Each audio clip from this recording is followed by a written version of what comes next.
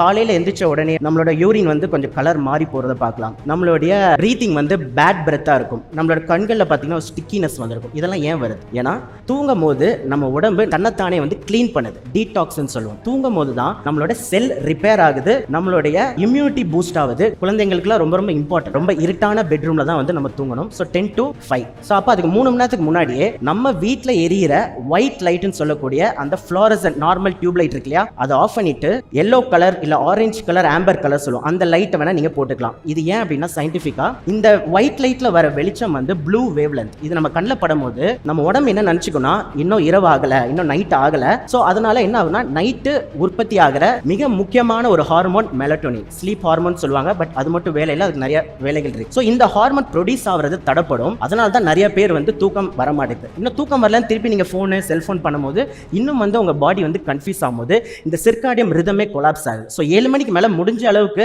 White லைட்டை cut பண்ணிட்டு நீங்கள் அதுக்கு பதிலாக இந்த மாதிரி ஆரஞ்சு எல்லோ கலர் லைட்டை பயன்படுத்துறது நல்லது. ஸோ அடுத்து வந்து 30 மினிட்ஸ் எக்ஸ்போஷர். காலையில் எந்திரிச்ச உடனே நீங்கள் பண்ணக்கூடிய மிக முக்கியமான ஒரு வேலை என்னன்னா, ஒரு பால்கனிலையோ மொட்டை மாடியில போயிட்டு எக்ஸ்போஷர் டு சன்லைட். இதுமே என்னன்னா சன்லைட் அந்த வெளிச்சம் நம்ம உடம்புலையும் நம்ம கண்கள்ல அந்த லைட் படும்போது நம்ம உடம்புக்கு அப்பதான் தெரியும் விடிஞ்சிருக்குன்ட்டு. இல்லைனா திருப்பி அந்த காலையில் சுரக்கக்கூடிய ஹார்மோன்கள்ல இம்பேலன்ஸ் நடக்குது. ஸோ அப்போ கண்டிப்பா 30 நீங்க வாக்கிங் பண்ணலாம், இல்லை நீங்க ஒர்க்கே படிக்கிறீங்கன்னா மொட்டை மாடிக்கு போய் படிக்கலாம். ஸோ 30 மினிட்ஸ் சன்லைட் இருக்கணும். அடுத்து do not eat first 2 hours. காலை எந்திரிச்ச உடனே ஸ்நாக்கிங் பண்ற ஹேபிட் எல்லாருக்குமே இருக்கும். பட் ஒரு 2 மணி நேரம் தண்ணி தவிர வேற எதுவும் குடிக்க வேண்டாம். பிகாஸ் காலையில உங்களோட நிறைய ஆக்டிவிட்டிஸ் உடம்புக்குள்ள நடக்கும், அது டிஸ்டர்ப் ஆகும். ஸோ ஃபர்ஸ்ட் 2 hours எதுவுமே சாப்பிட வேணாம். Have a consistent meal time. காலையில ஒரு 9 மணிக்கு பிரேக்ஃபாஸ்ட், மதியம் ஒரு 1 மணிக்கு லஞ்ச், இரவு ஒரு 7 மணிக்கு 8 மணிக்கு டின்னர்னா இதை கன்சிஸ்டண்டா மெயின்டைன் பண்ண முயற்சி பண்ணுங்க. ஒரு 30 மினிட்ஸ் முன்ன பின்ன இருக்கலாம். இது ஏன்னா இது ஒரு ரிதம்ல ஃபாலோ பண்ணும்போது கரெக்டா தினமும் ஒரே டைம்ல நீங்க சாப்பிட பழகினீங்கன்னா அந்த டைம்ல உங்களுக்கு வந்து டைஜஷனுக்கு உண்டான எல்லா ஹார்மோன்களும் அந்த டைம்ல வந்து சுரக்க ஆரம்பிக்குது. ஸோ டைஜஷனும் ஈஸியா இருக்கு அண்ட் சீக்கிரமா சட்டைட்டி வரும். கொஞ்சம் சாப்பிட்டாலே வயிறு ஃபில்லிங்கா இருக்கும். லாஸ்ட் 40 வருஷத்துக்கும் இப்பயும் நீங்க கம்பேர் பண்ணீங்கன்னா குழந்தைகள் 10 மடங்கு வந்து ஒபிசிட்டின்ற பிரச்சனையில அவதிப்படுறாங்க. இங்க நிறைய பேரண்ட்ஸ் இருப்பீங்க, நிறைய பேர் ஃபியூச்சரா பேரண்ட்ஸ் ஆக போறீங்க. ஸோ இந்த டேட்டா ரொம்ப முக்கியமான டேட்டா. 10 மடங்கு அதிகமா உடல் பருமன் ஆகுறாங்க. இதனால என்ன ப்ராப்ளம் கேட்டீங்கன்னா, சிறு வயதிலேயே வந்து டைப் 1 அண்ட் டைப் 2 டயபெட்டிஸ் சொல்லக்கூடிய ஜூனியல் டயபெட்டிஸ் 5 வயசு குழந்தை 8 வயசு குழந்தை எங்க கிட்ட வருவாங்க.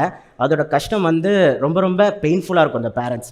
ஸோ இதெல்லாம் வந்து பார்க்கும்போது எல்லா பேரண்ட்ஸ்க்கும் இருக்கிற மேஜர் கேள்வி, என்ன நோக்கி வர கேள்வி என்னன்னா, டாக்டர் என்னோட பசங்களுக்கு எப்படி ஹெல்த்தியாக வச்சுக்கணும், எனக்கு என்ன ஆனாலும் பரவாயில்ல, ஆனால் என்னோட குழந்தை வந்து காப்பாத்துங்க அப்படின்னு சொல்லுவாங்க. ஸோ அவங்க கிட்ட நான் சொல்ற ஒரே ஒரு அட்வைஸ் தான் இன்னைக்கு உங்ககிட்டயும் நான் ஷேர் பண்ண போறேன். குழந்தைகள் வந்து அப்பா அம்மாவை பார்த்து தான் வளர்றாங்க. ஸோ அப்பா அம்மா பேரண்ட்ஸ் தான் குழந்தைங்களுக்கு ரோல் மாடல். முதல்ல நீங்க ஹெல்த்தியா இருக்கிறீங்களா இல்லையான்ற கேள்வி கேளுங்க. அப்படி இல்லைனா என்ன பண்ணணும்ன்றது நான் சொல்றேன். ஸோ நிறைய பேர் பேசப்படாத ஒரு டாபிக்கா இது இருக்கு, but it very very powerful. So உங்களுக்கு தெரியுமா, நம்ம உடம்புக்குள்ளேயே ஒரு கடிகாரம் இயங்கிட்டு இருக்கு. நம்ம உடம்புக்குள்ள பல கோடி செல்கள் இருக்கு. கிட்டத்தட்ட 37 ட்ரில்லியன் செல்ஸ் வந்து நம்ம உடம்புல இருக்கு. அந்த ஒரு செல்லுக்குள்ளேயுமே ஒரு கிளாக் இருக்கு. ஸோ ஒரு செல்லுக்குள்ளேயுமே ஜீன் உங்களுக்கு எல்லாம் கேள்விப்பட்டிருப்பீங்க, ஜெனட்டிக் டிஎன்ஏ அப்படின்ட்டு. அந்த ஒரு டிஎன்ஏலையுமே 24 ஹவர்ஸ்ல என்னென்ன பண்ணணும் என்னென்ன பண்ணக்கூடாது ஆல்ரெடி இன்ஃபர்மேஷன் அதுக்குள்ள இருக்கு. இது எப்படி வந்ததுன்னா, நம்மளோட ஃபாதர், அவங்களோட அப்பா, நம்மளுடைய மூதாதைகள், நான் சொல்றது காட்டுல வாழ்ந்துட்டு இருந்தாங்களே அந்த டைம்ல இருந்து இப்போ வரைக்கும் எல்லா இன்ஃபர்மேஷனையும் இந்த